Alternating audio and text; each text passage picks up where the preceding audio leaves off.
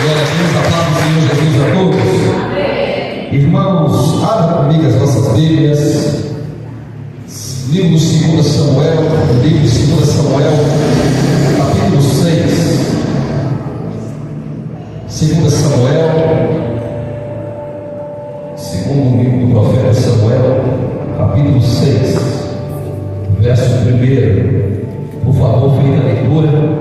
Deixa a sua Bíblia aberta em nome de Jesus. Quero te pedir algo neste momento. Porventura, se tiver celular ligado, desligue, coloque no silencioso, evite andar agora, para que possamos ouvir aquilo que Deus deseja ministrar nos nossos corações. Segundo livro do profeta Samuel, capítulo 6, versículo 1. Você aí tiver dificuldade para encontrar a sua Bíblia, pode olhar aqui no telão. Nosso irmão já projetou. Diz assim a palavra de Deus: E tornou Davi a juntar todos os escolhidos de Israel, em número de 30.000. E levantou-se Davi e partiu com todo o povo que tinha consigo de Baalá de Judá, para levarem dali para cima a arca de Deus, sobre qual se invoca o nome do Senhor dos Exércitos, que se assenta entre os querubins. E puseram a arca de Deus em um carro novo, e levaram da casa de Abinadab, que está em Jebá, e Uzá e Aion, filho de Abinadab, guiava o carro novo. E levando da casa de Abinadab, que está em Jebá, com a arca de Deus, Aion ia diante da arca. E Davi e toda a casa de Israel festejavam perante o Senhor com toda sorte de instrumento de pau de faia, como também de harpas, saltério, tamboris, pandeiros, com símbolos. E chegando à ilha de Nacon, estendeu-os a mão à arca de Deus e pegou nela, porque os bois a deixavam pender. Então a ira do Senhor se acendeu contra Uzá, e Deus o feriu ali por esta imprudência, e morreu ali junto à arca de Deus. E Davi contristou, porque o Senhor matara a Uzá, e chamou aquele lugar de Pérez Uzá até o dia de hoje. Verso 9. E temeu Davi ao Senhor naquele dia e disse: Como virá a mim a arca do Senhor? E não quis Davi retirar para de si a arca do Senhor, a cidade de Davi, mas Davi fez levar a casa de Obed-edom, o geteu. E ficou a arca do Senhor em casa de Obed-edom, o geteu, 3 meses. E abençoou o Senhor a Obed-edom e toda a sua casa. Então avisaram a Davi, dizendo: Abençoou o Senhor a casa de Obed-edom e tudo quanto tem, por amor da arca de Deus. Foi, pois, Davi e trouxe a arca de Deus para cima da casa de Obed-edom, a cidade de Davi, com alegria. Amém. Feche os teus olhos mais uma vez e peço toda a sua atenção. Senhor, em nome do Senhor Jesus, mais uma vez eu me coloco à disposição do Senhor. Aqui está a tua igreja, aqui está a tua noiva, aqui está o teu povo. Lhe peço graça, Pai, que teu Espírito Santo possa nesta noite falar aos nossos corações, que escamas dos olhos possam cair, meu Pai, que entendimentos sejam abertos para a compreensão daquilo que o Senhor deseja ministrar ao nosso coração através da minha vida. Senhor, eu repreendo toda ação do diabo, tudo aquilo que queira tirar a atenção da tua igreja, distrair o teu povo neste momento a qual o Senhor deseja falar, mas que nesta noite corpo, espírito, mente e alma esteja ligado naquilo que o Senhor deseja falar conosco, Pai. Assim eu me coloco uma vez mais nas tuas mãos e lhe peço: derrama sobre mim a unção do teu Espírito, Pai, para que eu seja capaz de transmitir aquilo que o Senhor ministrar no meu coração nesta noite. Assim eu oro, assim eu te agradeço por tudo, em nome do Senhor Jesus. Amém. Irmãos, toda a sua atenção, por favor. Esta noite, antes de eu entrar no texto que eu acabei de ler, eu sempre gosto de introduzir a mensagem para você entender. Eu sei que muitas pessoas às vezes não sabem daquilo que eu li aqui, né? E ficam perdidos. E é por isso que a necessidade, às vezes, de eu introduzir, de voltar um pouco na história, para você entender de fato aquilo que estava acontecendo neste momento. E eu pedi a Deus para que Deus me desse uma mensagem para que pudesse trazer para a sua igreja. E eu queria colocar um título nessa mensagem dizendo, fazendo uma pergunta: quem somos? Abinadab ou Obed-edom? Essa é o tipo da mensagem. Quem somos? Abinadab ou Obed-edom? Nós vamos falar hoje sobre a respeito de dois nomes, de duas pessoas que tiveram um comportamento diferente em relação à presença de Deus. Um pôde usufruir daquilo que Deus tinha e o outro desprezou, não deu importância naquilo que Deus poderia fazer na vida dele. Antes de eu adentrar essa mensagem, eu preciso voltar para você um pouco atrás da história e vou chegar lá. Peço que você tenha um pouco de paciência. Quando Deus havia escolhido Israel para que pudesse entrar na terra prometida, Deus havia feito uma promessa. Você conhece a história? A promessa era da terra prometida.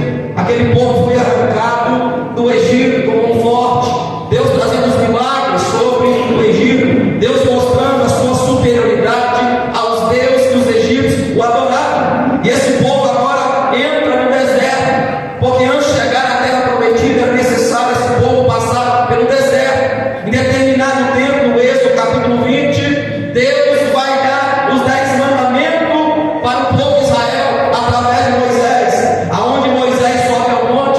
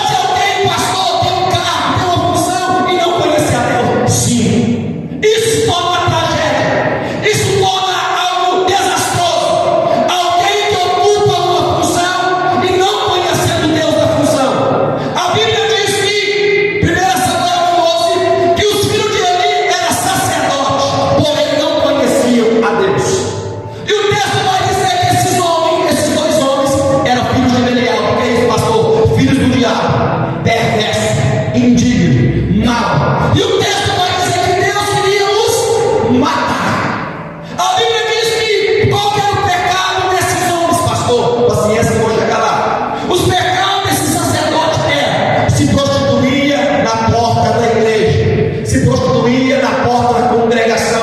Eram homens que roubavam a oferta que era destinada a Deus.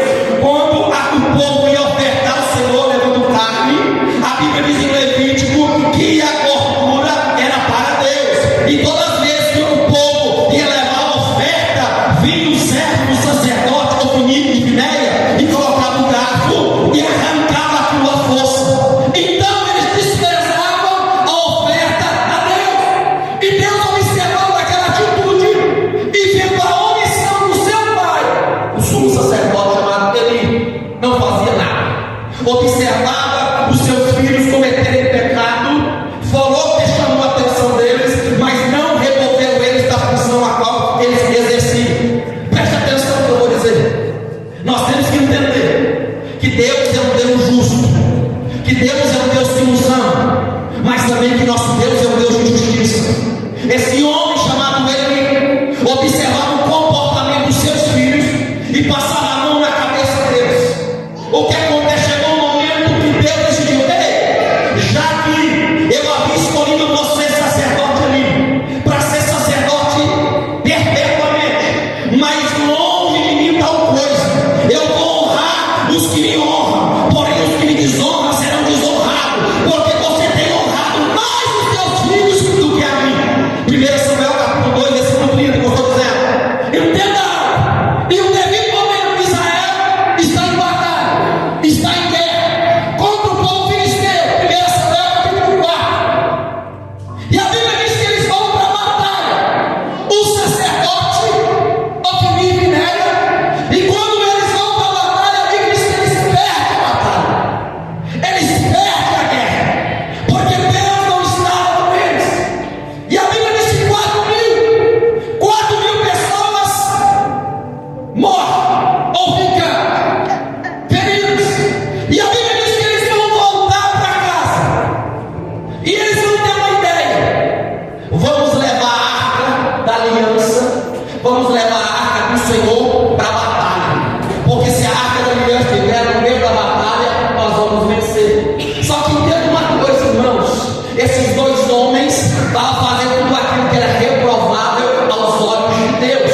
E a Bíblia diz que eles pegam a arca da aliança, eles vão levar para a batalha na confiança que Deus vai dar a vitória para eles naquela batalha.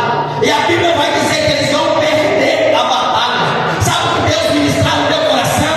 Tem muitas pessoas que estão tratando o sagrado como um amuleto, que está tratando o sagrado como algo comum. Entenda uma coisa: vive uma vida errada, uma vida de pecado, e quando tem dificuldade, quer trazer, às vezes querer trazer a presença de Deus para trazer vitória naquilo que você possa estar enfrentando. Mas o meu Deus ministrou meu coração e eu falo com você: Deus não é bobo, Deus conhece o coração do homem, Deus conhece a nossa vida, Deus não é amuleto para ser carregado somente no momento que você possa estar enfrentando uma dificuldade. Esse povo estava em pecado. Deus ministrar meu coração. Estava em pecado, conhecia a lei, conhecia a palavra. Se Deus ministrar, tem muita gente que conhece a palavra, mas continua pecando, escandalizando o nome do Senhor. E quando a barriga dói, não, eu vou lá buscar para ele. Ei, Deus não se deixa escarnecer. De Deus ninguém se zomba. Esse zomba é que estou em pecado, estou prostituindo, estou, ou seja, escandalizando o nome de Cristo, e estou acreditando que Deus é na minha vida. Estou acreditando que eu posso fazer o que eu tenho, entendo, e que nada vai acontecer. Mas a Bíblia diz que Deus queria matar-nos, porque eles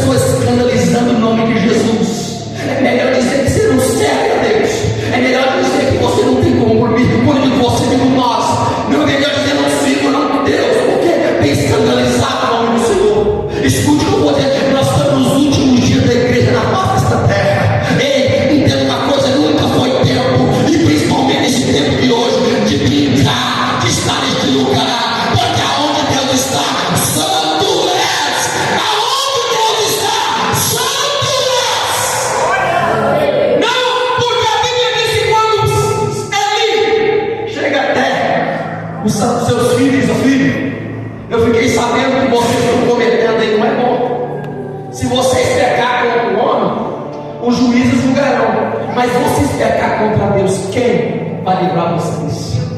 Hebreus capítulo 10, versículo 31, se eu não me engano, vai dizer: horrenda coisa é cair na mão do Deus vivo. Porque se tu e eu cair na mão do diabo, Deus arranca. Mas se nós cair na mão de Deus, quem nos arrancará da mão dele? E a Bíblia diz que, entenda uma coisa, eles foram para a batalha, pegou a arca. Agora a presença de Deus está conosco, sinta a presença. Agora nós vamos vencer. Mas estava em pecado, está tendo a vida errada para com Deus. E a Bíblia diz que eles perdem a batalha. E naquela batalha, Ofni e Finéias morreram. A profecia se cumpriu. Porque nós estamos acostumados a ver somente coisa boa. Mas o Deus que dá vida é o Deus que mata também. O Deus que levanta é o Deus que derruba também. Que é isso, pastor? Nós estamos muitas vezes acostumados a dizer que Deus vai nos exaltar. Mas se necessário, Deus abate também.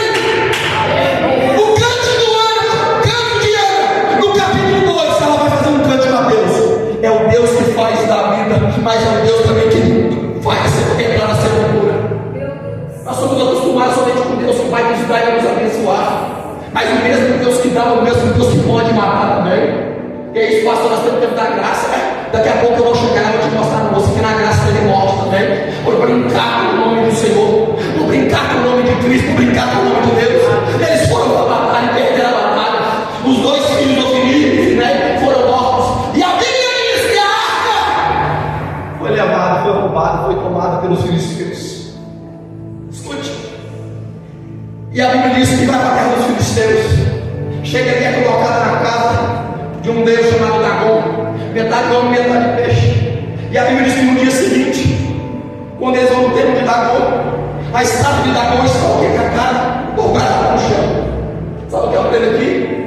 Porque ninguém consegue permanecer de pé diante do Deus Todo-Poderoso. Ninguém. Aí eles vão levando a estátua. Isso é no capítulo 4, capítulo 5. No outro dia, quando eles vão novamente entrar no templo de Dagon, eles encontram o que? Uma vez mais a estátua, o que? Dobrada, com o pescoço cortado e as mãos cortadas. Naquele momento, o que eles fazem? A Bíblia diz que Deus fere quando os filisteus com hemorroidas. A hemorroidas começa a sair para fora. E o povo começa a ficar perturbado. Praga de ratos começa a solar toda a terra dos filisteus. E eles vão ficar apavorados. E eles vão ficar loucos. O que nós temos que fazer? Nós temos que tirar essa arca daqui. Porque essa arca do Deus de Israel, se ela ficar no nosso meio, essa arca, ela vai nos matar, vai acabar conosco. Nós temos que dar um jeito, precisamos colocar ela por quê? Buscar o sacerdote deles. A maneira como deveria enviar, ó. Pega ofertas das hemorroidas de vocês, faz as hemorroidas de ouro. E faz ratos de ouro também. E coloca dentro de uma caixa, um copo. E dispensa essa arca lá. Porque se essa arca ficar no nosso meio, ela vai acabar conosco. Escute o que eu vou dizer. Toda maneira, toda vez que nós tratamos a presença de Deus como qualquer coisa, nós fazemos prejuízo para a nossa vida. Nós podemos brincar com o homem, mas não podemos brincar com Deus. Nós podemos brincar com qualquer outra coisa, mas não brinque com aquilo que é sagrado. Não brinque com aquilo que é sagrado. Não brinque com aquilo que é da parte de Deus. E o que acontece, irmão? Você chega um momento que eles dispensam a arca. E a Bíblia diz que a arca vai para a casa de um homem chamado Abinadab. Agora eu quero entrar. Abinadab. E a Bíblia diz que aproximadamente 20 anos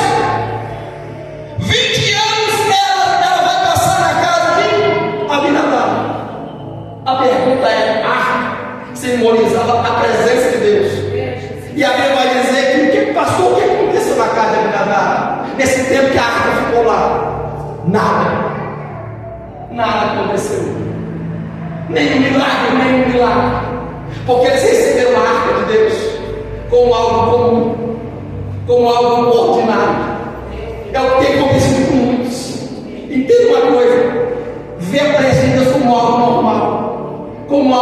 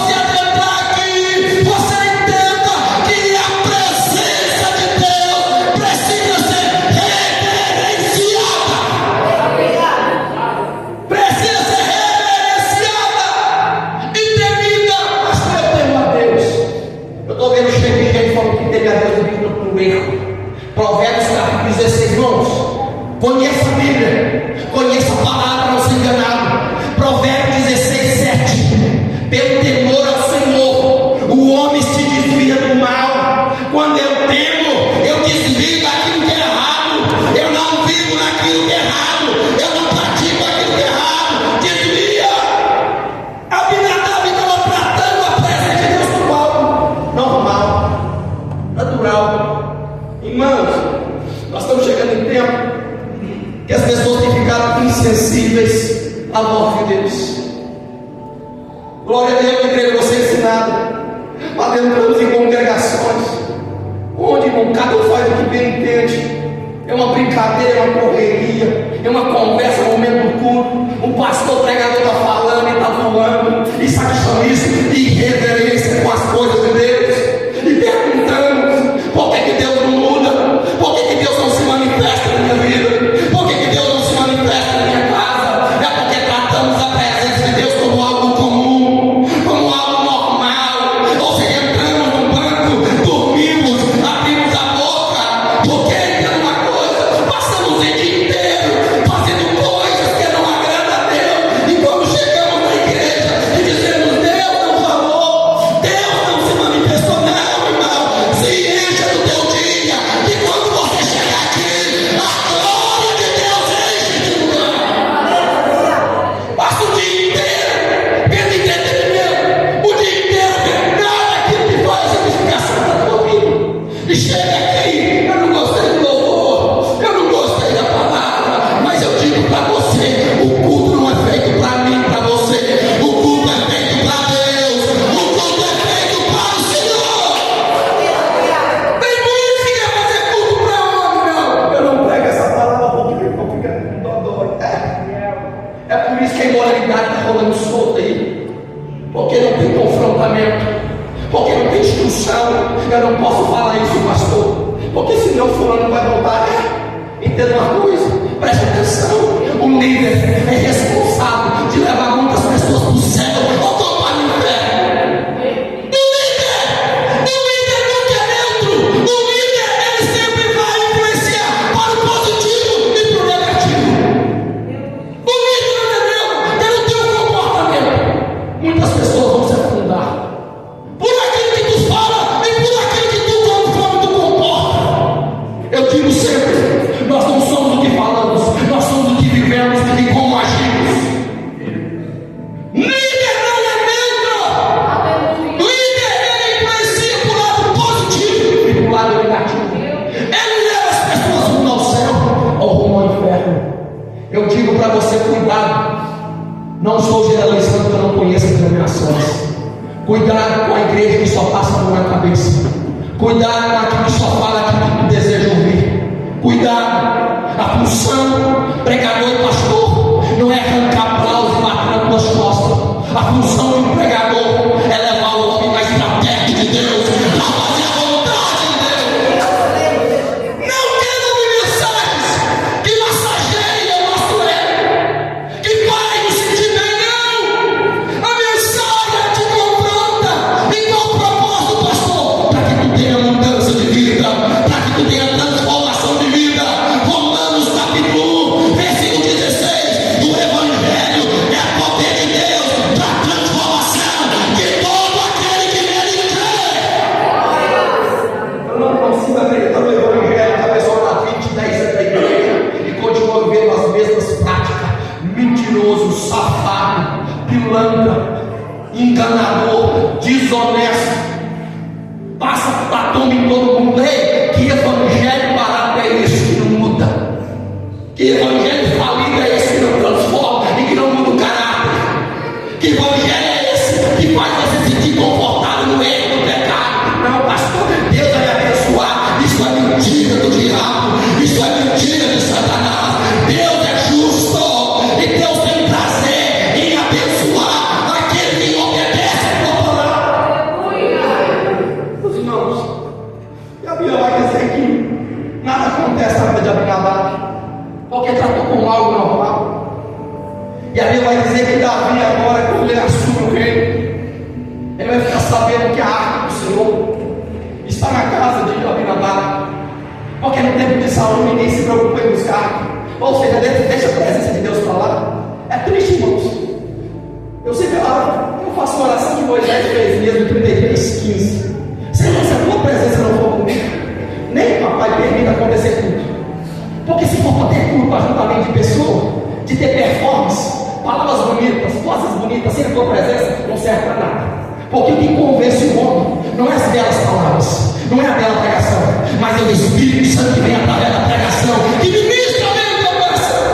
Tudo isso é lindo, tudo isso é bom e faz parte delas mensagens, delas cânticos, mas se a presença de Deus não tiver, acontece nada.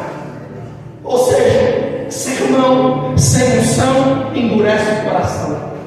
Sermão que não tem unção endurece o coração. E a Bíblia diz que acontece. Davi fica sabendo para nós precisamos buscar a arca. Escute, todo rei, ele precisava ter uma cópia do livro da lei na sua cabeceira de cama. Ele precisava estudar a palavra. Ele precisava conhecer, era um líder, rei de Israel, como sacerdote. Ele precisava conhecer a palavra de Deus. É tristeza, é triste quando alguém assume uma tribuna, assume um púlpito e não tem conhecimento daquilo que está falando. É uma tristeza. E era dever de um rei conhecer a palavra de Deus, para que pudesse explicar e instruir o povo. Só que Davi, agora o que ele faz? Nós precisamos buscar a arca. E a Bíblia diz que ele vai, o que eles fazem? Constrói um carro novo, para que pudesse buscar a arca da aliança. Só que eu falei para vocês que a arca deveria ser carregada por quem? Pelo sacerdote. E a Bíblia diz que Davi vai, reúne 30 mil pessoas. Vamos lá buscar a arca, vamos lá buscar a presença de Deus, vamos trazer a presença de Deus para Jerusalém. E a Bíblia vai dizer o que acontece: que eles pegam a arca, agora entrando no texto ruim, eles pegam a arca e colocam em cima do carro novo que Davi havia construído. No meio a Bíblia diz que os bois começam a tropeçar. E o que acontece? Um dos filhos de Aminadab vai fazer o quê? Vai colocar a mão para tentar segurar a arca. Preste atenção. Ele tinha uma boa intenção. Sim ou não? Sim. Qual que era a boa intenção? De segurar a arca para que não pudesse cair. Não adianta ter boa intenção e fazer as coisas do jeito errado. O inferno está cheio de boas intenções. A Bíblia diz que usar vai ter para segurar, ou seja, algo que queria segurar para não cair. E a Bíblia diz que naquele momento Deus o mata. Deus o mata. Escute, a arca do Senhor não era para ser carregada em carro de cruz. A arca do Senhor era para ser carregada nos ombros do levita. A arca do Senhor, isso tudo que eu vou ter trazido para nós no dia de hoje, ela precisa ser carregada, e não em meios, nem outras coisas. A arca do Senhor, que é a presença, ela precisa cada dia estar sobre a nossa vida. Ela precisa estar sobre a nossa vida. Está cheio de pessoas com boa intenção, fazendo as coisas do jeito errado. Lembra que eu falei para vocês lá quando Deus havia falado para Moisés: vocês precisam construir a arca do meu jeito, da minha maneira, o tabernáculo conforme eu ensinei para vocês. A mesma coisa aconteceu agora com Davi. Davi não consultou a maneira como deveria trazer a arca, e ele faz do jeito dele. Tem muitas pessoas que não recebem as bênçãos de Deus porque está tentando arrumar um jeitinho brasileiro, para tentar trazer as coisas. Não, meu irmão, não adianta querer arrumar malandragem com Deus, não. O homem rouba o outro homem, o homem passa a perna no outro homem, mas nós não passamos a perna em Deus. Aquilo que Deus estabeleceu está estabelecido. Ninguém pode acrescentar e ninguém pode diminuir aquilo que Deus estabeleceu na sua palavra. Sabe por que tem muita gente que não vê a manifestação de Deus na sua casa e na sua vida? Porque quer fazer as coisas do seu jeito e depois questiona a Deus: por que Deus não muda a minha história, pastor? Por que Deus não muda a minha vida? Entenda uma coisa: porque às vezes nós não fazemos da maneira que Deus deseja que nós façamos. E a Bíblia diz que eles foram mortos. Eles morreram. Ou seja, Uzá morreu. Diante daquela situação, Davi fica triste. E a pergunta dele é: como que agora que nós vamos trazer a arca do Senhor? Vamos levar a arca do Senhor para Jerusalém? E agora? E agora? A Bíblia diz que a arca do Senhor agora é levada para Obed-edom, que significa servo ou escravo, servo. Escute, e a Bíblia diz que quando a arca do Senhor chega na casa de Obed-edom, glória a Deus, escute só, quando a arca do Senhor chega na casa de Obed-edom, ela vai passar quantos meses naquele lugar? Alguém sabe falar? Quantos? 3 meses. E a pergunta é: 20, quase 20 anos na casa de Obed-edom, o que aconteceu? Nada. 3 meses na casa de Obed-edom, a Bíblia diz que Deus o prosperou. Deus começa a abençoar. Diz que Obed era alguém doente, sua mulher estéril, vivia na miséria. Só que Deus agora chegou naquela casa e a presença de Deus foi tratada com honra, a presença de Deus foi tratada com desvelo, a presença de Deus foi tratada agora com alegria. Entenda o que eu vou dizer, irmão. Pense comigo agora. Obed-edom começa a ser abençoado em tudo aqui agora, porque a maneira como você honra a presença de Deus, a maneira como você abraça a presença de Deus. Nós podemos estar aqui numa igreja, alguém abraça, alguém entra aqui para adorar, para prestar culto a Deus, para louvar o nome do Senhor, trata a presença de Deus com amor, com reverência, e começa a ver a mão de Deus operando, ao contrário de outros que estão há anos e passando e nada acontece. A pergunta é: quem somos nós? Abinadab ou Obed-edom? Quando a presença de Deus chega na casa de Obed-edom, tudo começa a mudar, irmãos. Porque ele começa a tratar a presença de Deus como algo não normal, mas agora algo com zelo. Ele começa a cuidar daquela arca, porque sabia que aquilo é acima da presença de Deus. A pergunta é: como você trata a presença de Deus na sua casa? O que você permite entrar dentro da sua casa? E se uma forma, não, pastor, eu honro Deus na igreja, ou em casa, entra tudo aquilo que desagrada a Deus.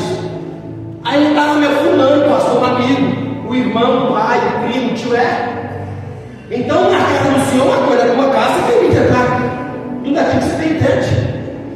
Faz uma festa, tudo que eu vou dizer, uma festa cristã, e começa a comprar cerveja para colocar por lá dentro, para agradar os amigos. E a pergunta é: como você tem honrado a Deus?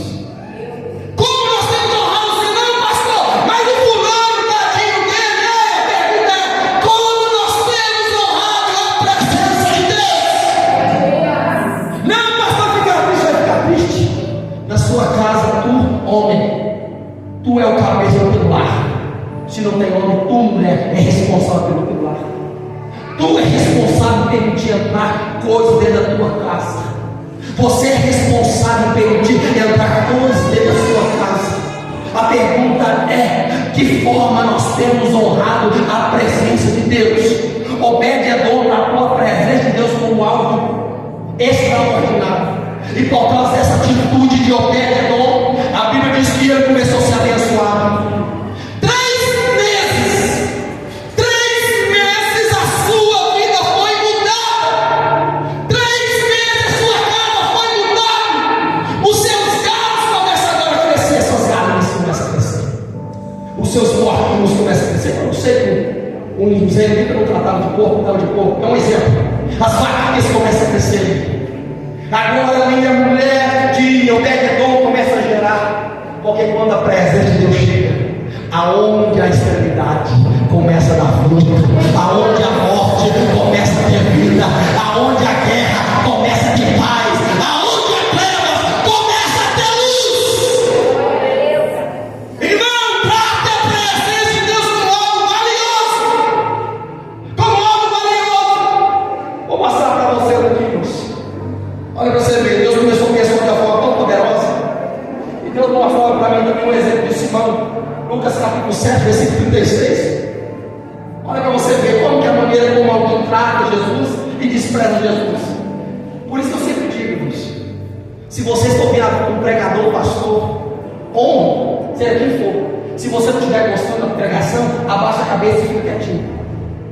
Ou seja, porque quando alguém se coloca para ministrar a palavra de Deus, é como se o próprio Deus vai dar a palavra para mim e para você. Muitas vezes nós desqualificamos quem está pregando.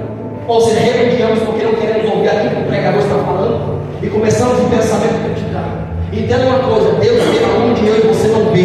Deus conhece aquilo que você não conhece. Deus tem pensamentos. Por isso que quando nós entramos aqui, cuidado com aquilo que nós pensamos, porque ninguém está vendo, mas o Espírito Santo está sondando o coração de cada um. E a Bíblia diz em Lucas capítulo 7, versículo 36, que Jesus entrou na casa de um certo homem chamado Simão. Simão convidou ele para o banquete. E quando Jesus se assenta ali, era costume da época, presta atenção, toda pessoa que chegava na casa de alguém dava um ósculo santo. O que era? Um beijo. Ungia a cabeça com o óleo, com o e dava água para lavar os pés. Era cultura. É como no dia de hoje, quando você pega na mão de alguém: bom dia, boa tarde, tudo bem? Era costume da época. Só que Jesus entra na casa de Simão e Simão não dá nenhuma dessas coisas para ele. Ou seja, trata Jesus como algo normal, como algo natural. Daqui a pouco Jesus prostrado, vai chegar uma mulher lá de penetra que não foi convidada, chega com um vaso de alabastro, um perfume ou um branco que valia 1 ano de trabalho. Essa mulher vai e quebra o óleo e faz o quê? E derrama aos pés de Jesus. E começa agora a chorar aos pés de Jesus e começa a limpar com seus filhos. Simão olhando para aquela mulher e olhando para Jesus, dizendo: se ele fosse de fato um profeta, ele saberia quem está fazendo isso, porque essa mulher é um pecador. Naquele momento, o Senhor ouviu os pensamentos dele.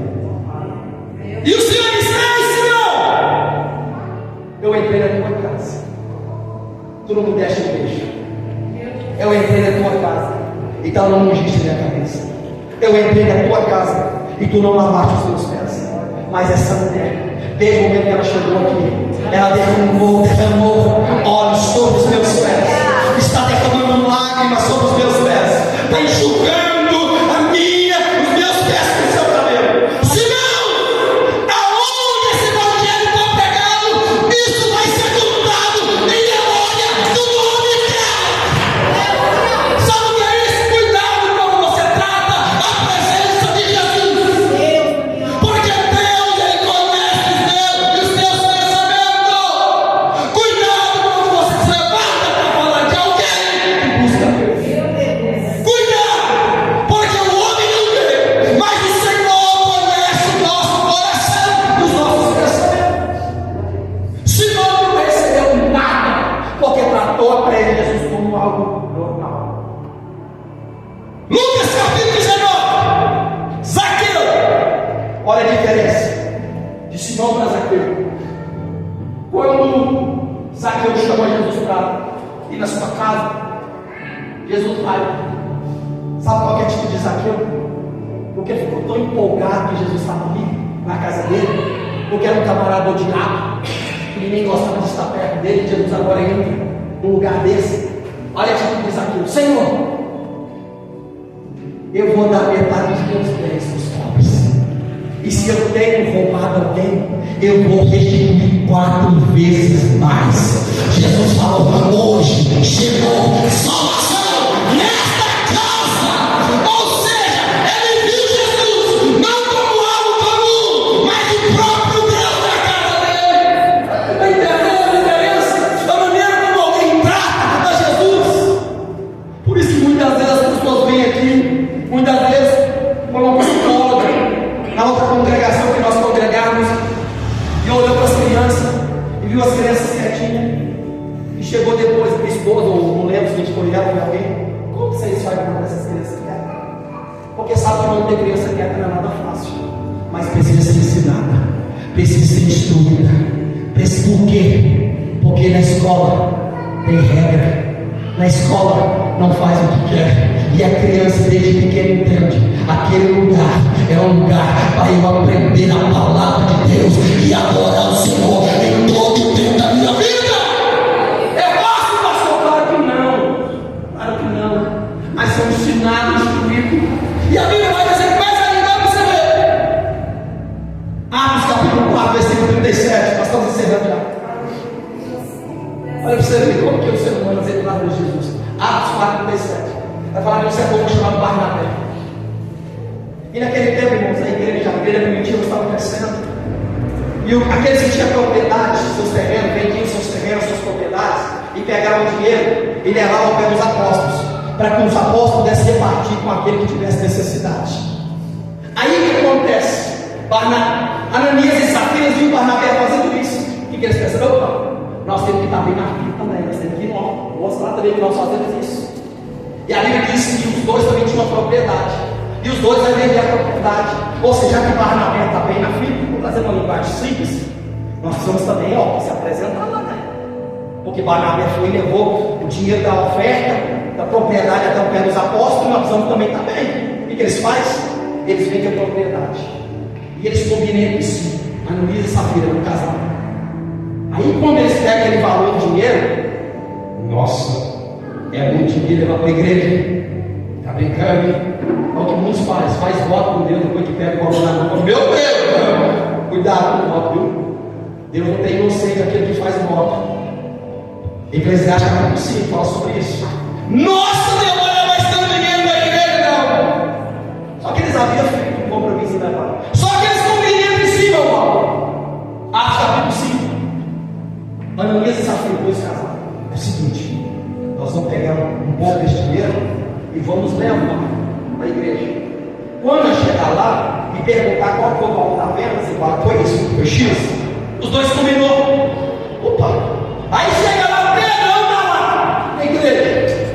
Aí quando Ananias chega e Pedro pergunta, quanto vendeu? Foi X? Foi X. Naquele momento, Pedro olha, por quê?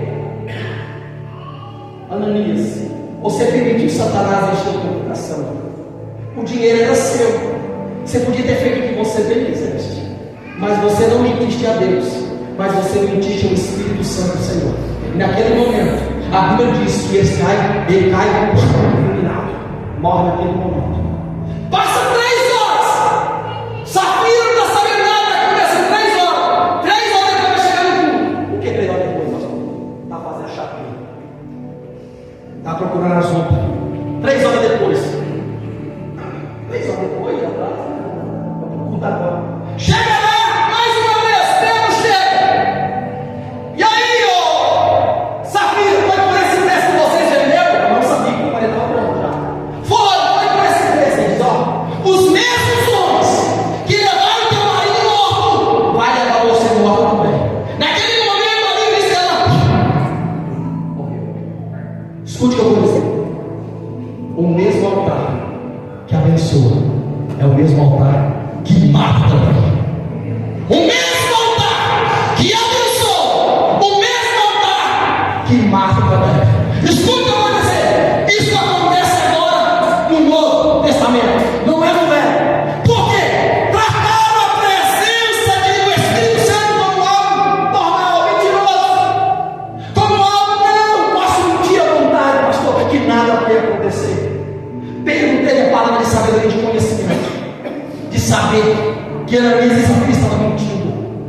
Por causa dessa atitude deles, os dois morreram e houve temor na igreja, porque eles viram que com Deus não se deve brincar, com a presença do Espírito Santo não deve brincar. Não brinca não brinca, não trata a de Deus como algo normal. Eles queriam estar bem, eles queriam estar lá bem, muito bem, não, porque alguém fez, vou fazer.